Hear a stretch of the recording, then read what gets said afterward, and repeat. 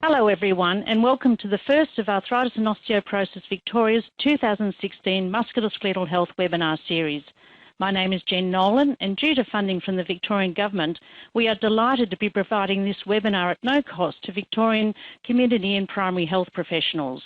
Without further ado, our presenter today is Professor Michelle Leech. Michelle is the Deputy Dean of the Monash University Medical School and a consultant physician at Monash Health, whereas she is Deputy Director of Rheumatology. She is also the Chair of the Clinical Examination Committee of the Royal Australasian College of Physicians and Head of the National Exam Panel of the College of Physicians. Michelle was the Medical Director of Arthritis Australia in 2014 and she joined the NHMRC Assigners Academy in 2015. Without further ado, I'll hand proceedings over to Michelle. Thanks very much, Michelle. Thank you very much, Genevieve, and big thanks to Arthritis and Osteoporosis Victoria for asking me to present this webinar today to you all. And thank you very much to Redback Conferencing for their help and support in setting this up. Genevieve has asked me to speak a little bit about arthritis, particularly focusing on the differences between different kinds of arthritis, inflammatory and mechanical arthritis, and talk a little bit about the treatment principles.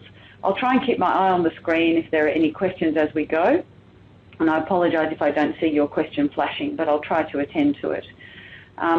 So I just wanted to just really start with some main messages. Overall, if you remember anything about this presentation, of course most of you already know this as primary care providers in the community, that OA or osteoarthritis is most definitely the commonest form of arthritis that we're going to encounter and is affecting about 60% of older Australians, 70% of older Australians in some studies. It's actually important to realise that positive rheumatoid factor and positive anti-nuclear antibody tests, which are tests for autoimmunity, are actually very common in the normal population. And in some studies, up to between 1 in 5 and 1 in 20 people are positive for these antibodies. And having those antibodies does not mean that you have a disease. So it's easy to see that there's a lot of people around with a very common type of arthritis, osteoarthritis, who may also have a positive blood test for these things. But those two things together, of course, do not mean that you have an inflammatory arthritis or an autoimmune condition. So the other thing to remember is that there's, of course, this new test for rheumatoid arthritis, really been around now for more than 5 years, anti-cyclic citrullinated peptide. And that is probably the best single test for rheumatoid arthritis if there is a history of inflammatory joint pain, which I'll talk about in a moment. The most important thing that I as a rheumatologist and all of you as primary care providers right at the interface of patient care can promote really for patients, for any patient with pain, back pain, rheumatoid arthritis, inflammatory arthritis, mechanical arthritis or pain syndromes, is that smoking cessation is the most powerful thing that they could do to influence their outcomes if they are a smoker. Methotrexate is a really important drug in the management of many kinds of inflammatory arthritis, not just rheumatoid arthritis.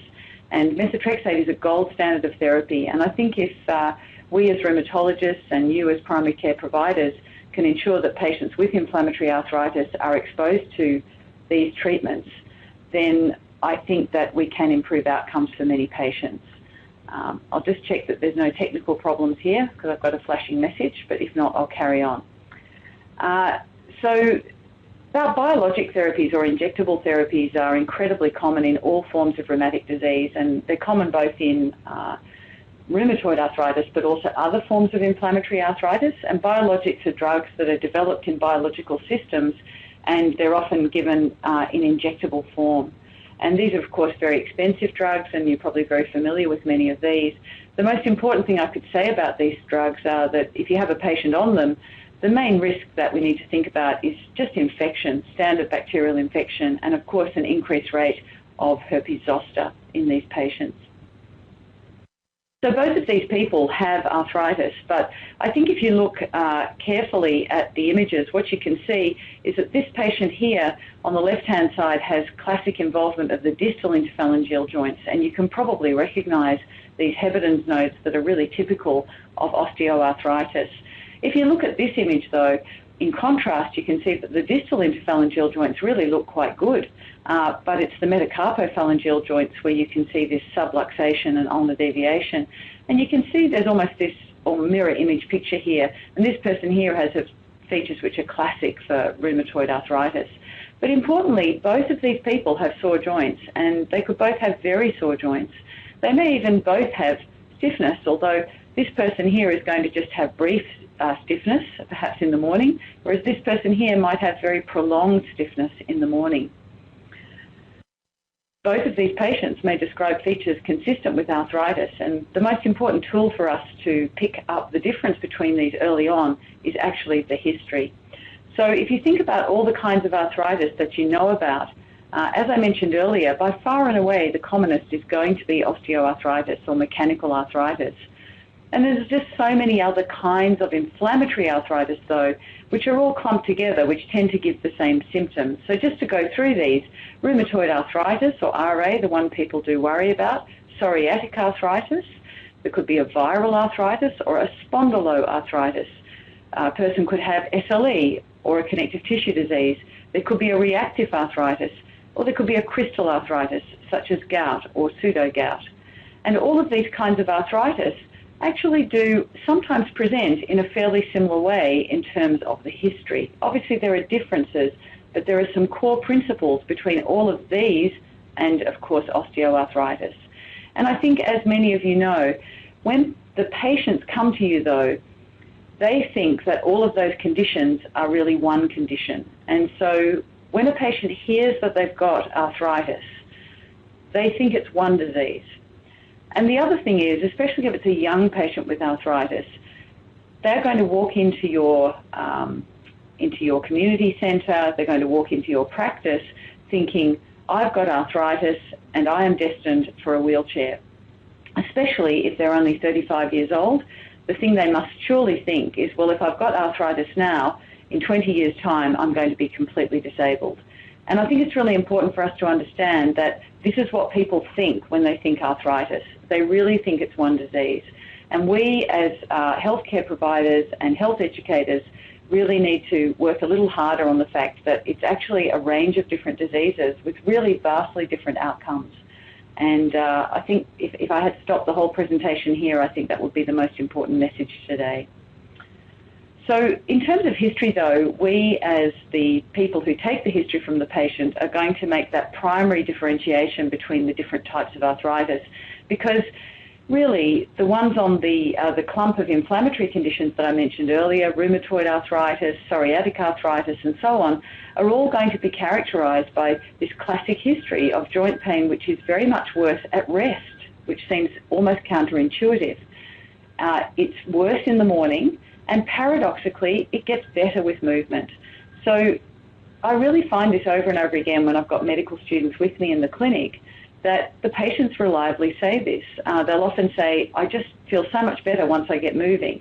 As soon as I hear that, I worry about inflammatory arthritis. People will sometimes describe marked early morning stiffness lasting more than 30 minutes. They may describe swelling in the joints, and they may describe this thing called gel phenomenon, which means that when they sit for a long period of time, they simply cannot get up again. So they're worried about sitting down to watch television because they're going to freeze up. However, people with mechanical joint problems such as osteoarthritis always say, I'm fine when I'm resting, but as soon as I try to do a long walk or walk to the shops, my joints really give me jip. I've got problems when I try and walk. It really hurts when I put my weight through the joint, but if I need to stop and have a rest, they say. They may actually say, look, I'm pretty stiff in the morning, but if you question them further, they'll say, oh, it's about 2 minutes or 5 minutes. They often talk about the joints that hurt them the most, which are weight-bearing joints like the knees, the hips, or the first carpometacarpal joint in the hand. Also, of course, on examination, there are some differences. People with osteoarthritis will, of course, have a limited range of movement because the cartilage or cushion in the joint is wearing out. They may have creaky joints or crepitus. The joints are very noisy. That's not really dangerous at all, but it does frighten patients quite a lot. They may have some bony swelling, which is what we see, the classic Heberden's nodes, and they may have joint line tenderness on examination. But people with inflammatory arthritis, especially if it's active at the time that we see them, they'll also have a limited range of joint movement, but they may have this bogginess or sponginess in the joints. They will be tender as well on the joint lining, and there may or may not be some heat or erythema. Sometimes if the joint doesn't feel that bad, doesn't feel that spongy, but if we stress the joint, there'll be tenderness. Bearing in mind that people with osteoarthritis or even fibromyalgia can obviously have joint line tenderness and stress tenderness because they've got pain all over often. People with rheumatoid arthritis will often classically have tenderness near the ulnar styloid. In terms of the extra-articular examination, people with a mechanical joint problem such as osteoarthritis, we're not expecting to find anything at all when we examine the rest of the body. But with inflammatory arthritis, we are expecting to possibly find a rash if we're thinking about lupus or psoriatic arthritis. We may see nail changes if we're thinking about psoriatic, and there may be some problems with the lower back with inflammatory joint pain if we're thinking about a spondyloarthropathy. Some patients with rheumatoid will have nodules. Tophi are always a great way to recognise and confirm gout, and there may be other features of connective tissue disease. Whereas, of course, if it's osteoarthritis, we're not expecting to find anything at all on examination. In terms of investigations and bloods, of course, with inflammatory arthritis, depending on the cause, the ESR and CRP might be high. The anti-CCP is highly specific for rheumatoid. The ANA and double-stranded DNA may be positive if we suspect lupus. And again, I would not be advocating for a global screen of all of these things, but to choose the most likely thing based on the history and exam and do the test that you think is most likely to be positive, and perhaps don't do a global screen because in the end, sometimes we find things that we don't know what to do with, which I'll talk about in a moment. Clearly, if we're suspicious of gout, then a uric acid may be elevated. And if we have a strong suspicion of a spondyloarthropathy with a really good history of inflammatory back pain, I actually think it is useful to do an HLA-B27. We wouldn't necessarily do extensive viral serology unless there's a strong suspicion of a recent viral illness. If people have grandchildren or they've travelled somewhere recently that they could be exposed to a particular arthritogenic virus. Now, many people present with mechanical joint pain, but somebody has done a test somewhere along the line which shows a low positive rheumatoid factor or anti-nuclear antibody. But remember, this itself is not going to be supportive of a diagnosis. So in the end, I would just say to you, as I say to all medical students and all trainees and advanced trainees and anybody that I'm teaching, the history is king. So often I see people who've been sent to me as a referral, can you please see this patient with rheumatoid arthritis? They've got widespread joint pain and a positive rheumatoid factor. And I really enjoy saying to the patient, look, I'm really happy to tell you today that you're cured of rheumatoid arthritis because actually I don't think you have it. I think you've got quite significant osteoarthritis or wear and tear, and I don't think your positive rheumatoid factor means anything. I think it's perhaps a false positive.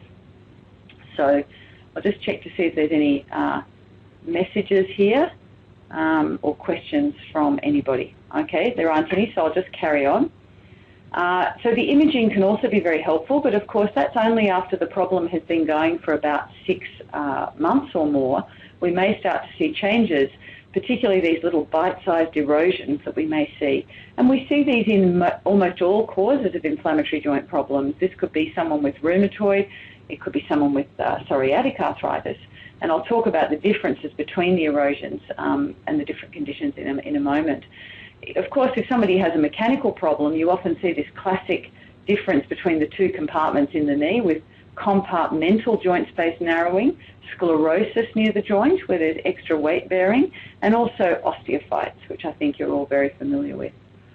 In terms of the management, as I said, it's important to get the diagnosis sorted out because the management is entirely different, of course.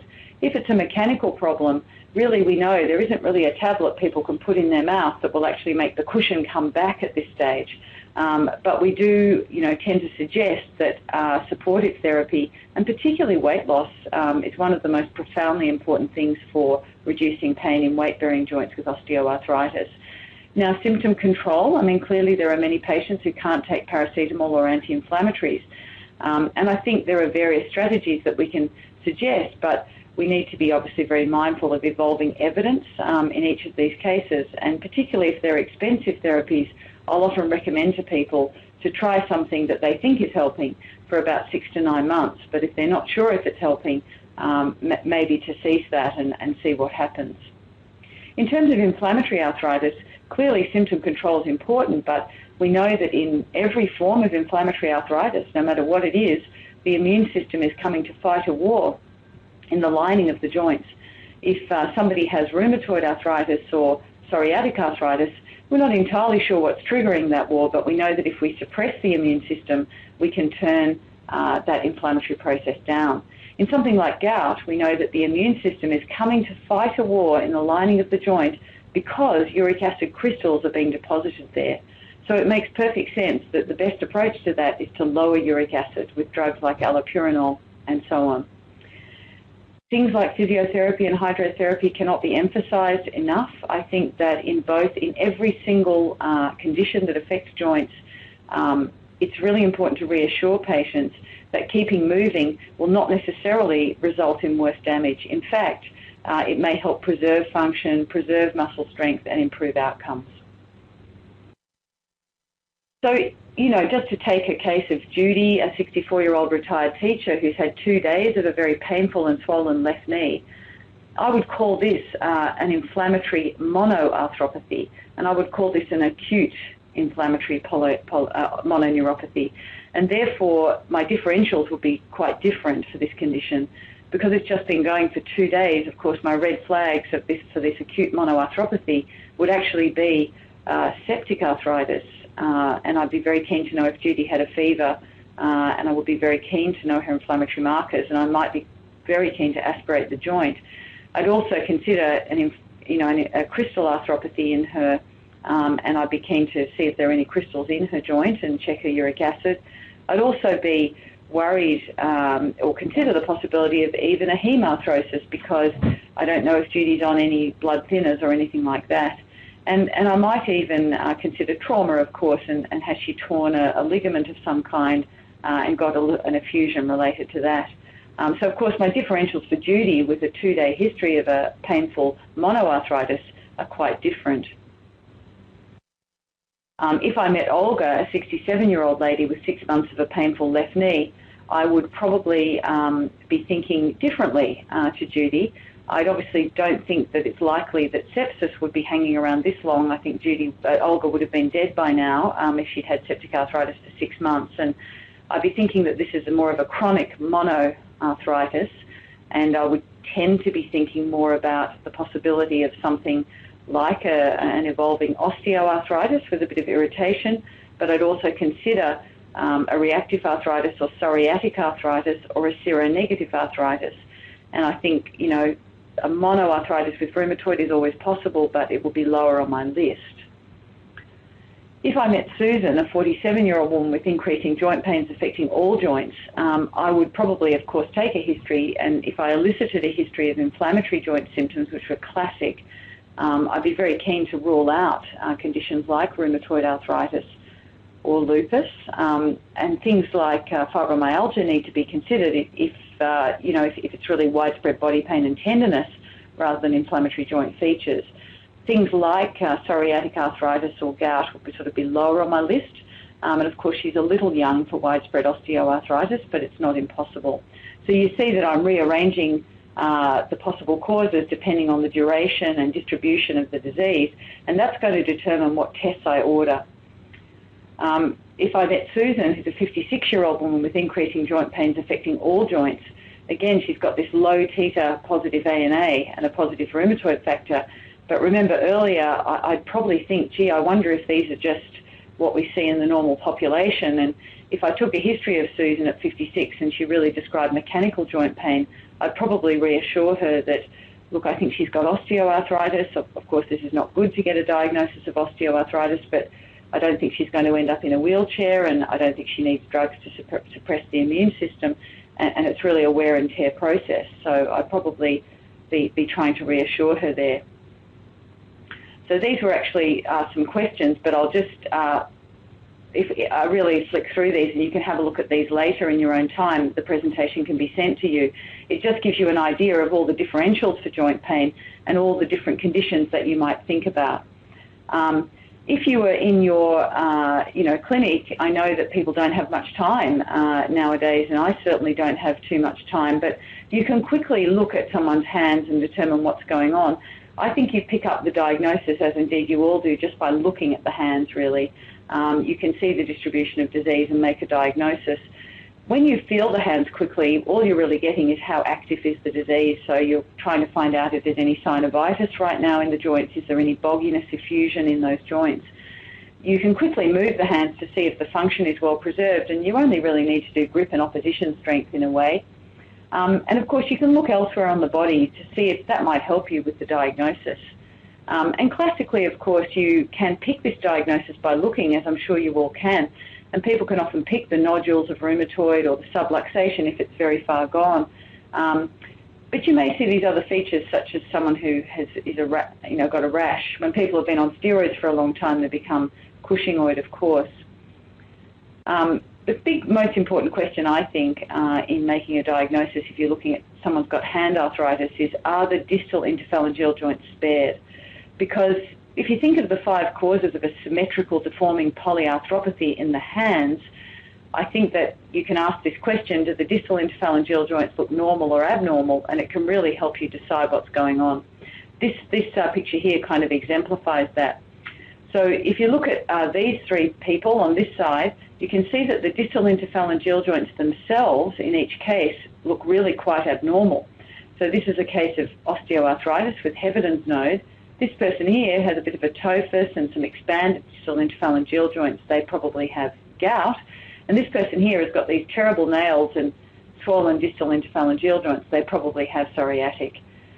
These people over here on the other panel, of course, although the distal interphalangeal joints may not be in a nice position, they're not actually swollen. And so, in fact, the distal interphalangeal joints themselves are not swollen. So these 2 conditions, rheumatoid and lupus, will spare the distal interphalangeal joints even very early on. So even if you only see a bit of synovitis in the proximal interphalangeal joints and the metacarpophalangeal joints, if the distal interphalangeal joints are clean, we tend to think, well, probably even at this early stage, I don't think gout, osteo or psoriatic are likely. So the other thing about the classic lupus arthritis is that with very little pain or difficulty, you can easily reverse this deformity that you see. This passively reversible deformity we call Jacquard's arthropathy.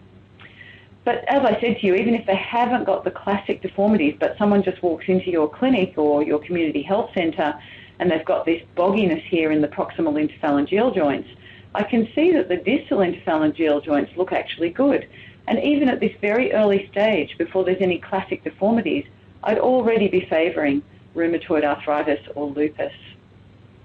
And of course, when you feel the joints, it doesn't really help you with the diagnosis. It just helps you with how active are these joints today. So if you think they've got inflammatory arthritis, how active is it this particular day that I'm seeing the patient? Of course, you don't have all this stuff available to hand, and nor do I. But often in physician exams you'll see, and GP exams, I think you see a lot of fancy tests being done. In fact, what I tend to do is just quickly check the grip and opposition strength, which takes about 3 seconds. You may think to yourself, well, I better quickly listen to the chest to see if I can hear any crackles that might be associated with interstitial lung disease. There could be organomegaly associated with any connective tissue disease, so hepatosplenomegaly, for example. And you might see some telltale signs of gout or psoriatic arthritis elsewhere on examination. The x-rays after 6 months can really help you. And just as in clinical examination, you can see here that this x-ray of this patient with rheumatoid, if you look at the distal interphalangeal joints as I'm showing them here, they're really not too bad. They really look quite clean. But if you focus your attention on the metacarpophalangeal joints, you can see that there's loss of joint space and quite a lot of destruction. And this really is a classic pattern of rheumatoid. It's leaving the distal interphalangeal joints alone, and it's also having a good go at the wrist joints, where you can see evidence of erosions here and quite a lot of joint space loss and joint space damage. This person here would really have some difficulty moving their wrists on examination.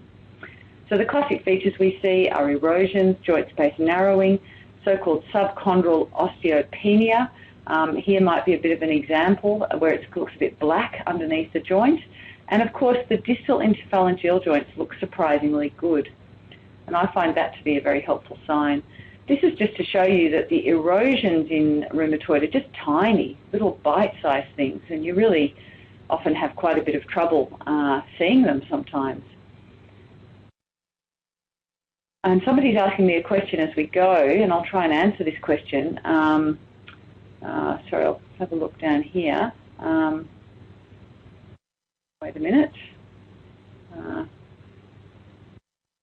I'm not sure what EDS is. So Kathy's asking, can EDS be treated in the same way as inflammatory arthritis? Not quite sure what EDS is. I'll wait to clarify what that is. My apologies. Michelle G is asking me, is it a common presentation to have OA in the hands and the feet? Absolutely. That's a great question. And, Ehlers-Danlos, Kathy, thank you. No, so look, I think Ehlers-Danlos, I'll go back to Kathy's question. So Ehlers-Danlos is more of a problem of the connective tissues, really, where the connective tissues are really too stretchy and really leads to early degeneration. So the problem that these people have is early osteoarthritis or wear and tear, and it doesn't really help to suppress the immune system in a way in those conditions. It's really about protecting the joints. Particularly physiotherapy and joint supports are particularly important where the joint ligaments are very, very lax. Coming back to Michelle's question about the hands and the feet, is it common to present with pain in the hands and the feet? Absolutely. I think menopausal women, especially ladies after the menopause, seem to get a real rev up in their polyarticular osteoarthritis, and they often will present with quite symmetrical joint pain in the hands and the feet. And it's very mechanical. It hurts all the time. It's worse when they use the hands and the feet. It does not get better with movement. So repeating the question, are there similar presentations in the feet? Absolutely. And some people with rheumatoid will present more with foot pain, just bilateral foot pain. And we need to be mindful that this could just be more, not really affecting the hands so much. Hopefully that's answering your question, Michelle. In relation to the classic erosions of other conditions, I've showed you before, the rheumatoid erosions are little bite-sized things that you can't see. In contrast, the erosions of gout are these giant bites that you see out of the joint, and they're really quite dramatic.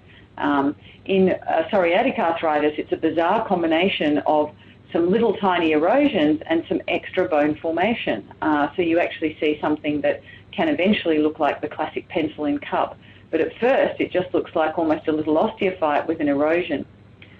So it often looks quite different. This is just to highlight that although we use things like anti-CCP to diagnose rheumatoid, it's not particularly useful to follow the activity. So it's not useful really to repeat rheumatoid factor and anti-CCP over and over again. If the rheumatoid factor and anti-CCP are rising, it doesn't help us know if the condition is more active. It's only used for diagnosis. So we can definitely save some healthcare dollar there by just using it one-off to see if the diagnosis is there, but not repeating it over and over again. So really the things that help me determine how active any inflammatory arthritis is, and that's not just rheumatoid, is the CRP or C-reactive protein level, the ESR level, and the swollen joint count. But I don't find that it's useful to look at activity by measuring those serologies again. So activity is how active is the arthritis today. So whereas rheumatoid factor and anti-CCP don't help me know how active is my patient today, they've only helped me decide if the person has rheumatoid or they don't. So I won't get you to list 3 abnormalities, but maybe you can have a look at that later to just remind yourself of the distribution of disease on X-ray. Again, this is just a classic osteoarthritis picture because you can see the eccentric joint space narrowing, and I'm sure you can all recognise that immediately. In terms of X-ray interpretation, I like to think of rheumatoid and osteo as being kind of the opposite of each other. So in rheumatoid, you get the periarticular erosion, but in osteoarthritis, you get the osteophyte. In rheumatoid arthritis, you get the juxta-articular osteoporosis or osteopenia, means looks black under the joint. But in osteoarthritis, you get this extra bone formation where there's more loading, and so it looks white under the joint. You get juxta-articular osteosclerosis. In rheumatoid arthritis, I like to say to the students and candidates and doctors that I teach that, of course, the inflammatory arthritis, the condition is coming to the joint through the immune system and the blood supply. And I'm just going to get rid of this calendar notification that's come up. Sorry. So in this condition, what we see is that the immune system is attacking the joint from all sides. And so you see concentric joint space narrowing. The whole joint is affected. Whereas in osteoarthritis, it's a loading problem, which means that often one side of the joint is more affected than the other. And we call this eccentric or, uneven compartmental joint space narrowing. Can't emphasize enough the importance of hand x-rays, which may help you see that the distal interphalangeal joints are spared in conditions like rheumatoid, but they're quite dramatically affected in osteoarthritis, gout, and psoriatic arthritis. To see if there's any more questions. I don't think so, so I'll carry on. So again, it's just reiterating what I said before, that the x-ray will reflect the clinical picture. Funnily enough, in lupus, you see these drastic deformities, which are passively reversible, and when you look at the x-ray, the joint space is surprisingly preserved. This problem is almost like a problem of the tendons, giving you these swan neck deformities and so on. In gout, you see the big punched-out erosions that I mentioned earlier. They look very dramatic. And in psoriatic arthritis, you're seeing this classic evolving to a pencil and cup picture here, but it starts out really being some erosions and also this new bone formation. You don't obviously see it as florid as this, but sometimes you see pitting in the nails. You might see a sausage digit, which would alert you, and you may, of course, see terrible nail dystrophy, which would also alert you to psoriatic arthritis. Osteoarthritis, I think everybody recognises very easily on x-ray, which is this classic juxta-articular osteosclerosis, and of course the Heberden's nodes and osteophytes on x-ray. Again, these are just some x-rays which you might quickly pick up, that there's the bite erosion there, classic of gout. The big problem for us, I guess, if we're treating someone with inflammatory arthritis, and I could easily say to you that people with psoriatic arthritis, we often try to use very similar drugs as we use for rheumatoid. And if we see someone with this kind of bogginess and effusion in the early picture, it doesn't mean that that person is going to rapidly erode and destroy their joints. And so we do need to select people for aggressive therapy. Not everybody is going to need to be heaped with immunosuppressive drugs and biologic therapies. Some people may get by with some very gentle treatment. And so the most important message is not everyone's the same, and not everyone is headed for terrible destruction. In fact, up to 70% of patients get by with monotherapy or very minimal therapy, and others, the 30%, do need aggressive therapy. So we have to think, who are those people? So the people that we think probably need this treatment are people who fail single therapy or non-biologic therapy. Sometimes people can't tolerate tablet medicines, and some people have persistently elevated inflammatory markers and persistently elevated swollen joints. And they're the people that I'm going to try to escalate through to more aggressive therapy. So just a current approach grid I'll show you here. I won't labour this. The non-biologic or tablet disease-modifying anti-rheumatic drugs are things like methotrexate, leflunomide. This is the triple therapy we talk about here: methotrexate, solazopyrin, plaquenil. Although it's a handful of tablets and it seems like a lot for people to throw down, it's a tried and true triple therapy which has actually got surprisingly not that many side effects, and people often tolerate quite well. This combination, methotrexate plus leflunomide arava, has often got us into a spot of trouble with immunosuppression and low cell counts. Many rheumatologists do use this combination, but increasingly we worry more about this combination than we used to. Cyclosporin we don't use very much anymore. I mean, the dermatologists and transplant doctors use it a lot. We use it occasionally, but we don't think it's that great for inflammatory arthritis as much as we used to. There's all these biologics, these MABs, and I'm not really going to go into huge detail about them. I'll really just highlight the fact that there's a lot of them. I think it's very hard and confusing to keep up with what they are. I'll just tell you that most of them are developed in biological systems, they're expensive, and they target usually one molecule in the immune system, but they have quite broad effects. The biggest issue for just about all of them is thinking about issues of infection. So standard infections, standard staph, strep, E. coli, things like that, and of course zoster, as I mentioned earlier. There are some new disease-modifying drugs coming, and again, I'm not going to labour that today. We certainly still do use non-steroidal anti-inflammatory drugs because they do provide good pain relief, and we're careful about using them in people with renal impairment, cardiac failure, a history of bleeding, on anticoagulant drugs, or a strong history of vascular disease or risks of vascular disease. But if we don't find those things, well, we do believe they're part of this approach to treatment of pain. We try to avoid oral prednisolone, of course, but the problem is that patients really feel good on this drug, and often we use it to get the confidence of the patient, and we find it very hard to wean away because there's nothing like this drug in terms of feel-good effects. There's a place for intra-articular steroids, and we do use intra-articular steroids where there may be only one or two joints affected. Physiotherapy and hydrotherapy, again, I just think it's so critically important, and keeping the patient moving is something that we're all trying to do all the time. Yttrium is a kind of radioisotope that eats up the synovium. So if you want to try and get rid of persistent synovitis in one joint, yttrium can be really helpful just to settle down that one joint.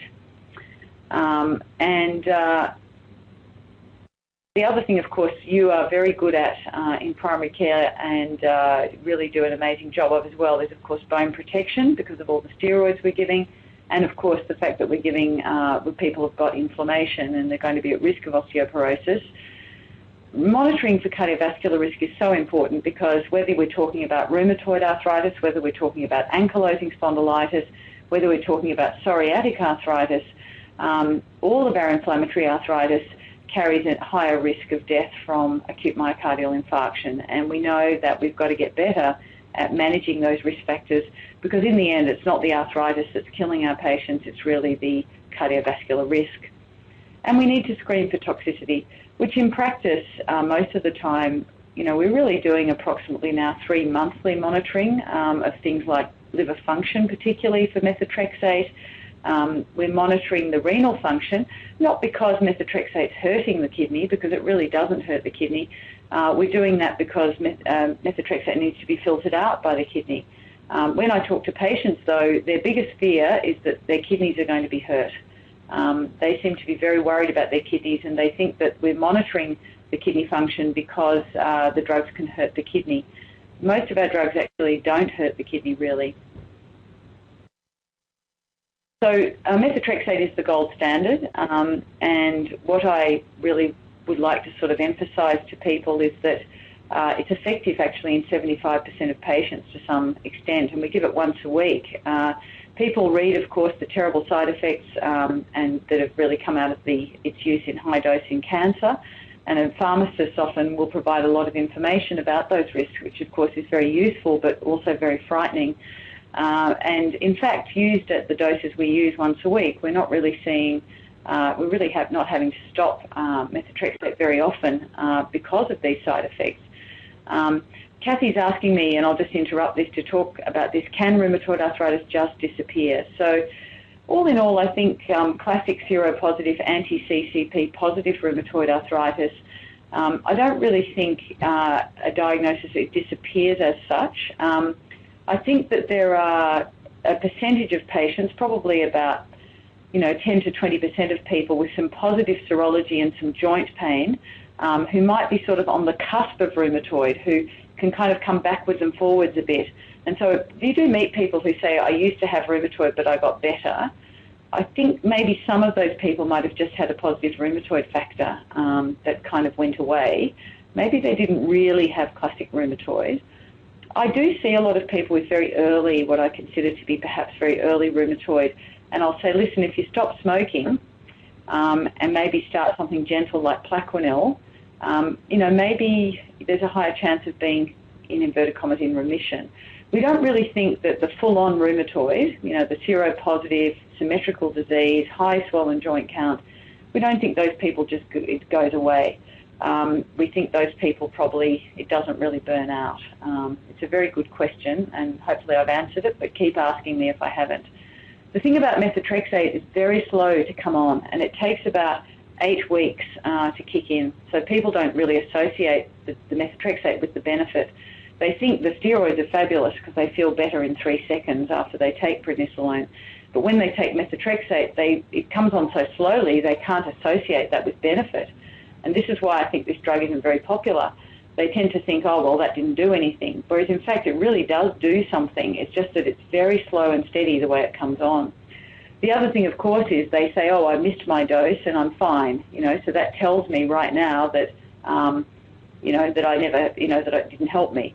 And I say, well, no, because actually, just as it's very slow to come on, it's also very slow to stop working. So it'll take 8 weeks before you flare. And this is what causes some of the confusion about how good is methotrexate. Michelle's asking me, can osteoarthritis be inherited?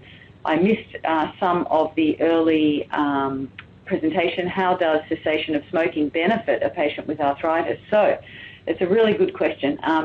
So basically, osteoarthritis, yes, can be inherited, and particularly osteoarthritis, the primary osteoarthritis of the hip early, when people get that when they're about 50, for example, seems to have a strong genetic predisposition. But widespread osteoarthritis in all the joints of the body that comes on for many of us, including me, and many of you listening to this presentation, will come on in many of us after 60. So some people get a more florid form, and I think there probably are genetic factors there. Smoking in rheumatoid arthritis has been shown to be extremely important in driving the disease. So it looks as if several things. Smoking can cause the change in proteins in the body called citrullination. And this makes the proteins in the body more immunogenic, and your immune system wants to go after them and fight a war. In other words, smoking can make the anti-CCP antibodies come on more strongly, but it's probably the immune system attacking those citrullinated peptides that's causing the immune war in the joints.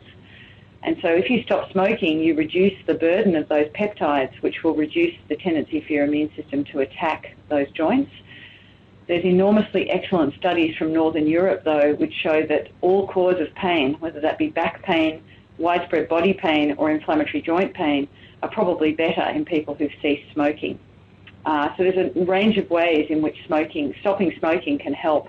The other thing is that smoking tends to, induce liver enzymes which cause you to chew up your drugs like methotrexate and Plaquenil, and actually many drugs are less efficacious in smokers.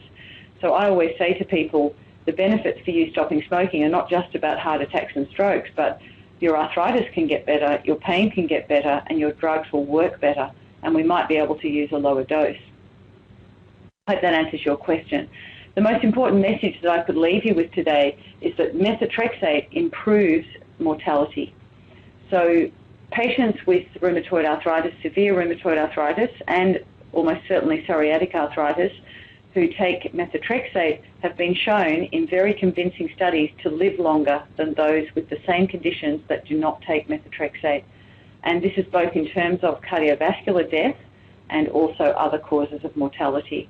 So although the side effects that you read about on the patient information sheet might be quite terrifying, it's a sobering thought that if you have severe rheumatoid arthritis, if you take methotrexate, it's been statistically shown that you will live longer than your counterpart with rheumatoid who does not take methotrexate.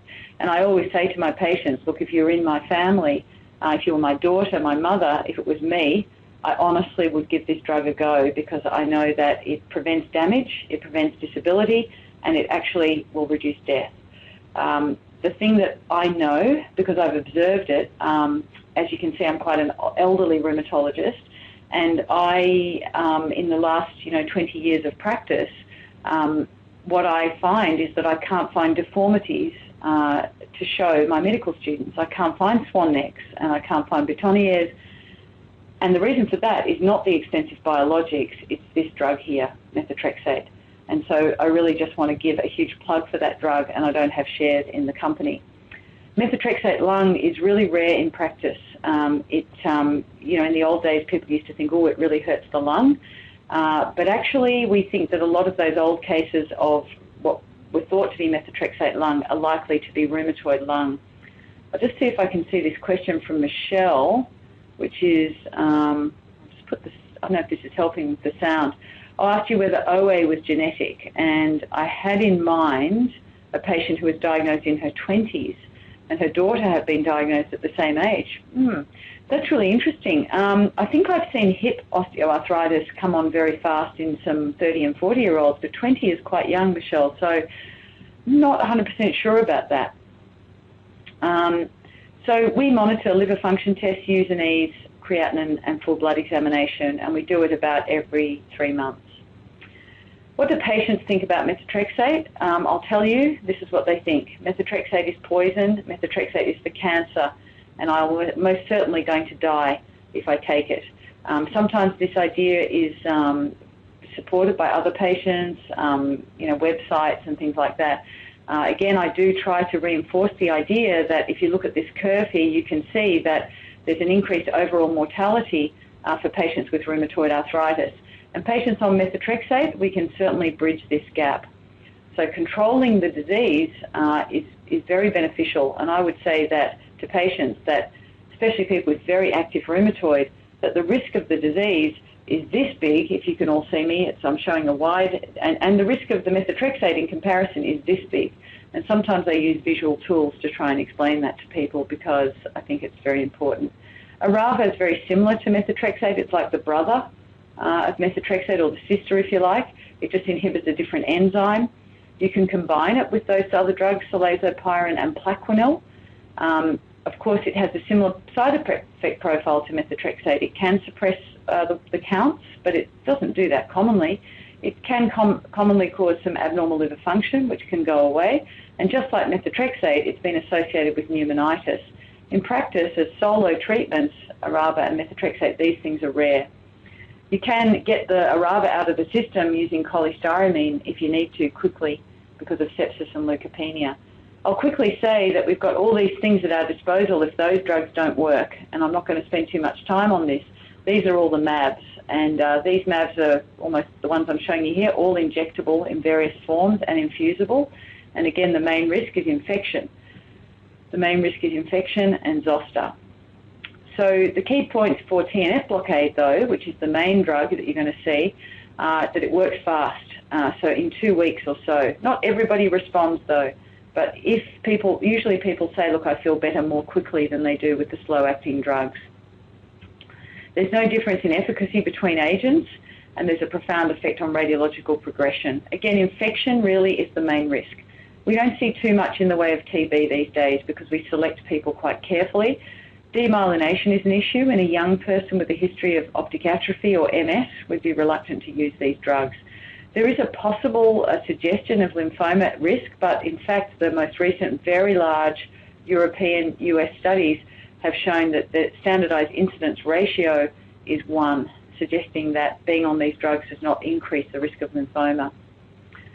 If I take one case, a 55-year-old woman with 5 years of knee and wrist pain, she's got a low titer rheumatoid factor, and let's say a low titer anti-CCP. She's got 30 minutes of early morning stiffness and slightly elevated inflammatory markers. She's only got 3 swollen joints, and on her x-ray she doesn't have many erosions. In this particular case, I probably would be quite happy with monotherapy with methotrexate. I'd say that severe erosive disease is less likely. If I had a 28-year-old woman, though, with 7 months of joint pain, hands, feet and all joints, and early morning stiffness lasting 2 hours, and she had a high positive rheumatoid factor and anti-CCP and high inflammatory markers and 18 swollen joints, and already at this early stage she had a little erosion on her x-ray, I would be thinking to myself, I better hurry up in this lady, and I better start getting her onto lots of drugs that probably take her through to one of those injections. But you can see that it's a spectrum, and the same is true with psoriatic arthritis. Some people can be managed with simple monotherapy, and other people need more therapy. The main thing we need to think about, of course, is all the comorbidities. So we really do feel concerned about the death rate from cardiovascular disease in our patients, and of course osteoporosis. The main message is, again, just to highlight to you that osteoarthritis is still the most common, so I'm glad that Michelle's questions were about osteoarthritis, because in the end, I think osteoarthritis is the commonest. But actually, it's the patient's worry about inflammatory arthritis and being in a wheelchair and being crippled that affects them the most. And I think if we can say to patients, look, you've got a wear and tear arthritis, it's going to cause pain, but we're not expecting you to be significantly disabled by this, actually. We're expecting that you should be able to do everything you want to do. If you do get inflammatory arthritis, the good message is we're expecting to be able to control the immune system and prevent damage. And actually, it doesn't have to be a death sentence. And it's really important to say to people, you know, this condition, that we can control this, and really to get rid of the fear about being crippled or in a wheelchair is so helpful in terms of getting the patient to accept therapy and accept support. And often a lot of the pain is being driven by the fear as well. So often pain management is better if we can dial back some of these fear messages too. Just to remind you that rheumatoid factor and low positive ANA are unbelievably common in the normal population.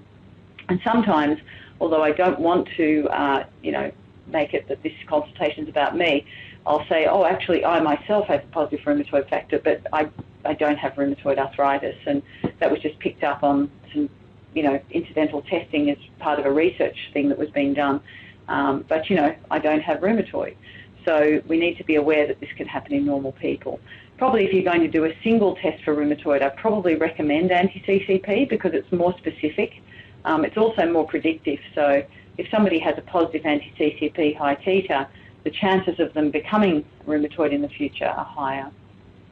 Smoking cessation is good for RA pain, also good for back pain, osteoarthritis, and all pain.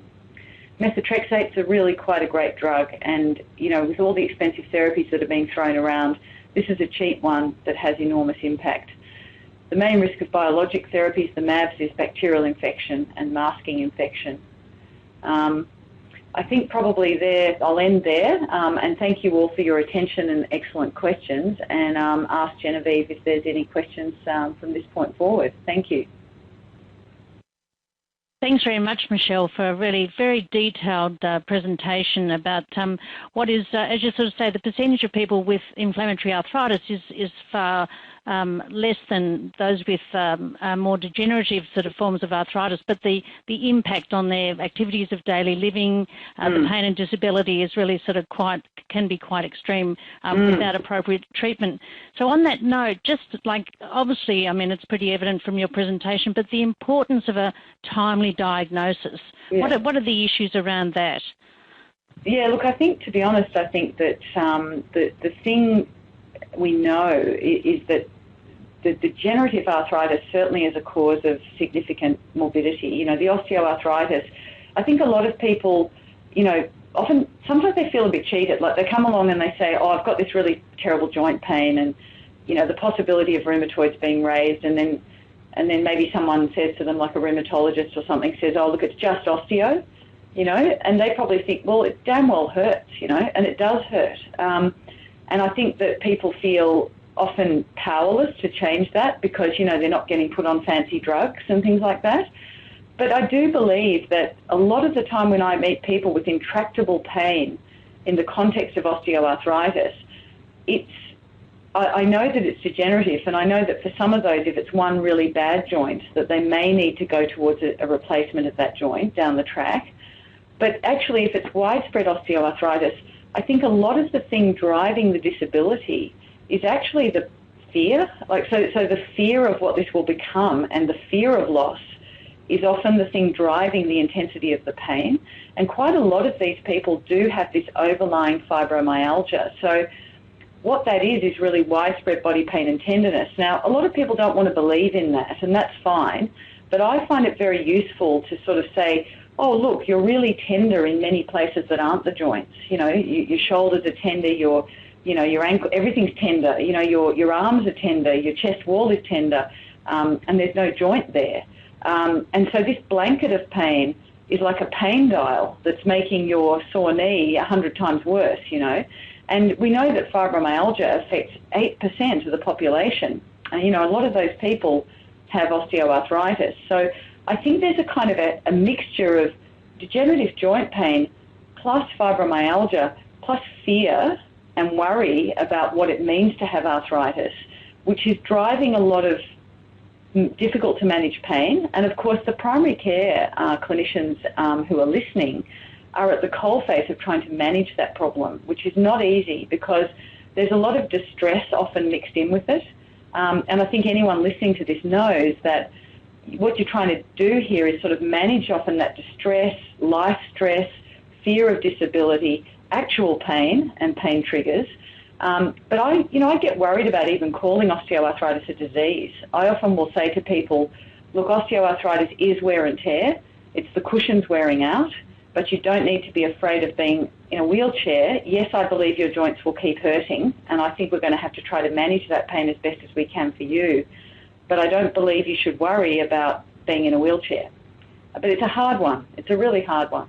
It's a good question, Jen. Thank you. And just to sort of finish up, Michelle, and there's no further questions coming through, but I mean, another key thing that's really come through is just that importance of reassurance, advice, information, education. Obviously, that's a key part of the whole management and treatment. Yeah, I think we could go a long way with having people who could, because once by the time they see, and look, I think a lot of these people, many people, they don't actually need to see a specialist, you know. They've got a perfectly excellent primary care physician who can say, look, I think this is mechanical. I think you've got osteoarthritis and we need to do this.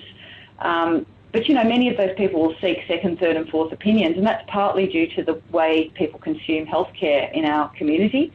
But I think a long way we could go with somebody who could, you know, like a really excellent clinical nurse educator, excellent physio educators, who could really get to people very early after they're worried about arthritis and diffuse some of this fear early. Because I think if you can break the fear cycle early, I believe you can have a really great impact on really empowering people to go, okay, it's some wear and tear. Yes, it hurts, but I don't need to be afraid of disintegrating joints, you know. Because in the end, most of the people are in that blue circle I showed you. But we need to be able to work out who's not in the blue circle and how to manage them quickly. And we need to work out who's in the blue circle, which is the degenerative group, and manage their fear quickly. We need to manage the fear of everybody, but we really need to manage the fear of those people in the osteoarthritis circle. Yeah. That's very true, and it's probably a good time to sort of say here at Arthritis and Osteoporosis Victoria, we have our musculoskeletal helpline with trained volunteers and also rheumatology nurses that are available to speak not only with people who are diagnosed with various conditions, but also with health professionals who might be looking for a bit of advice and direction about various services that may be available and so on. Yeah. Look, actually, Jen, Michelle, go on. I was just going to quickly say, Jen, that if I was just going to quickly say that I think if, you know, primary care clinicians and health providers are waiting for someone to see a rheumatologist, I would strongly advise that they get on that helpline while they're waiting. And I think it will be really, really helpful so that by the time they get to the specialist, they're already feeling reassured about things. Yeah.